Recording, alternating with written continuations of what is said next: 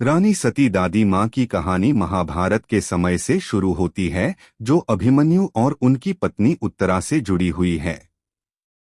महाभारत के भीषण युद्ध में कौरवों द्वारा रचित चक्रव्यूह को तोड़ते हुए जब अभिमन्यु की मृत्यु हुई, तो उत्तरा कौरवों द्वारा विश्वासघात में अभिमन्यु को अपनी जान गंवाते देख उत्तरा शोक में डूब गई और अभिमन्यु के स्वतः सती होने का निर्णय ले लिया। लेकिन उत्तरा गर्भ से थी और एक बच्चों को जन्म देने वाली थी।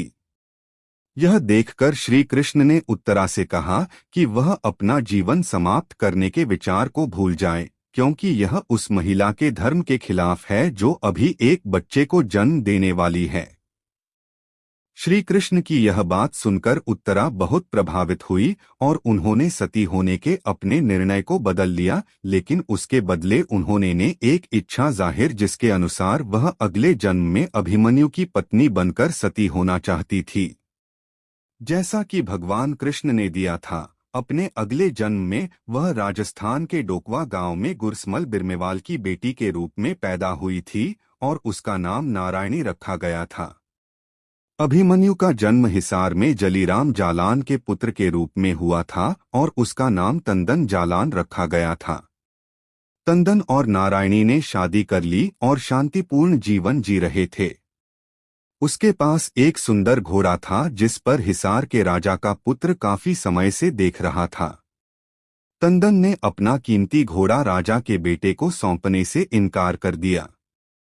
राजा का बेटा तब घोड़े को जबरदस्ती हासिल करने का फैसला करता है और इस तरह तंदन को द्वंद्व युद्ध के लिए चुनौती देता है। तंदन बहादुरी से लड़ाई लड़ता है और राजा के बेटे को मार डालता है।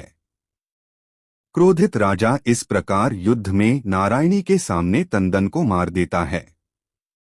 नारी वीरता और शक्ति की प्रतीक नारायणी राजा से लड़ती है और उसे मार देती है। फिर उसने राणाजी, घोड़े की देखभाल करने वाले, को आदेश दिया कि वह अपने पति के दाह संस्कार के साथ साथ उसे आग लगाने की तत्काल व्यवस्था करे। राणाजी अपने पति के साथ सती होने की इच्छा को पूरा करने में महत्वपूर्ण भूमिका निभाते हुए नारायणी द्वारा आशीर्वाद दिया जाता है कि उनका नाम लिया जाएगा और उनके नाम के साथ पूजा की जाएगी और तब से उन्हें रानी सती के नाम से जाना जाता है।